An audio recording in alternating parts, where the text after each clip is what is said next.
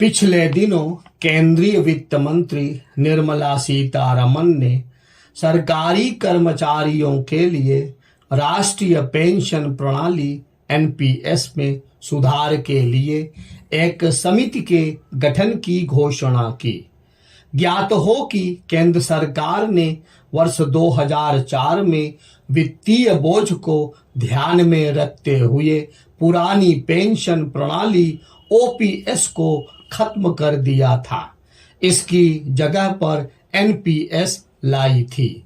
अब देश में फिर से ओपीएस लागू करने की मांग उठ रही है। इसे देखते हुए विपक्षी दलों द्वारा शासित कुछ राज्यों छत्तीसगढ़, झारखंड, राजस्थान, पंजाब और हिमाचल प्रदेश ने ओपीएस को अपना लिया है। वहीं अन्य कई राज्यों ने भी इस पर विचार करने के लिए समितियां बनाई हैं। अब सबकी नजरें उनकी रिपोर्ट पर टिकी हैं, क्योंकि माना जा रहा है कि आगे का फैसला उन्हीं की सिफारिशों के आधार पर होगा। हालांकि इस बीच यह सवाल किया जा रहा है कि अगर सरकारों को वित्तीय बोझ की इतनी ही चिंता है तो फिर वे सांसदों और विधायकों के लिए भी एक देश एक पेंशन की बात क्यों नहीं कर रही है। सरकार जनप्रतिनिधियों को एनपीएस के फायदे क्यों नहीं समझा पा रही है।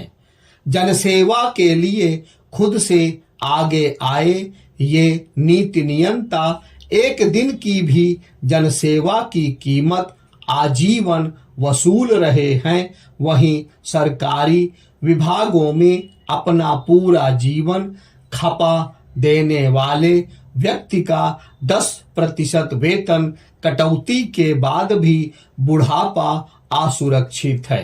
आमतौर पर कोई भी नेता जितनी बार एमपी, एमएलए बनता है उसका पेंशन उसी हिसाब से बढ़ता जाता है। साथ ही यदि कोई नेता, विधायक और बारी बारी से लोकसभा, राज्यसभा सदस्य यानी तीनों रह चुका है तो उसे तीनों की पेंशन मिलती है। जिस देश में 80 करोड़ लोगों को मुफ्त में अनाज दिया जा रहा हो, वहां क्या ऐसी जनता के प्रतिनिधियों को राजा की तरह रहना चाहिए? करीब 85% सांसद करोड़पति हैं और यही माननीय महज 600 रुपए की सामाजिक सुरक्षा पेंशन से जनता की गुजारे की बात करते हैं और एनपीएस को ज्यादा अच्छा बताते हैं। सांसदों को वर्ष 1976 में 300 रुपए प्रतिमाह मिलने वाली मूल पेंशन वर्ष 2018 में 25,000 रुपए अन्य भत्ते अलग से प्रतिमाह कर दी गई। इसके अलावा एक सांसद के निधन होने की स्थिति में उसके पति या पत्नी के लिए फैमिली पेंशन की अलग से व्यवस्था है। प्राविधान तो यह भी है कि हर 5 साल पर सांसदों के वेतन एवं पेंशन में संशोधन किया जाएगा।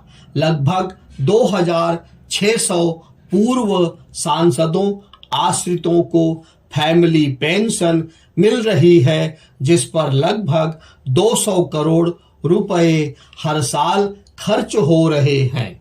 एक आरटीआई से मिले जवाब के मुताबिक हर साल प्रत्येक सांसद को वेतन और भत्ते के रूप में औसतन 30 लाख रुपए का भुगतान किया जा रहा है।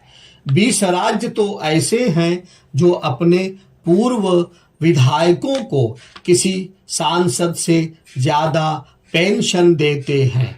आज मणिपुर में एक पूर्व विधायक को प्रतिमाह 70,000 रुपए की मूल पेंशन मिलती है। इसमें अन्य भत्ते जुड़ने के बाद पेंशन की राशि 2 से 3 गुना बढ़ जाती है।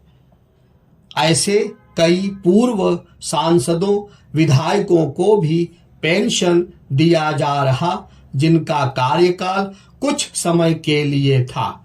उदाहरण के लिए आंध्र प्रदेश की मुम्मीदिवरम विधानसभा सीट पर साल 1994 से 1998 के बीच 3 विधायक रहे।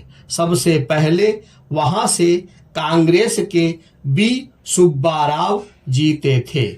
2 साल बाद उपचुनाव हुआ और तेलुगु देशम पार्टी के जीएमसी बालयोगी विधायक बने।